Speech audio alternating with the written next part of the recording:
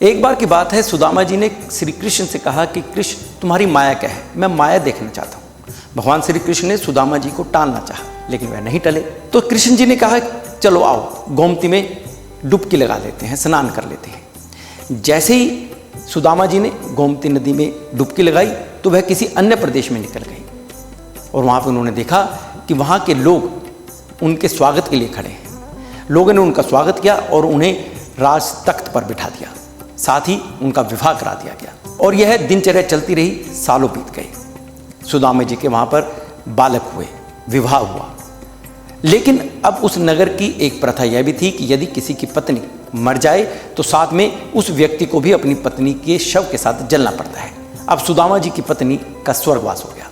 अब रीति के अनुसार, रिवाज के अनुसार सुदामा जी को भी उनकी शव यात्रा में बांध दिया गया जलाने के लिए। तो जैसे ही शव को जलाने लगे, सुदामा जी ने भगवान श्री कृष्ण को याद किया और जैसे याद किया तो भगवान श्री कृष्ण ने उसी गोमती नदी से सुदामा जी को बाहर निकाला और बोला, सुदामा इस बार क्या बात, कुछ लंबी डुबकी हो गई थी।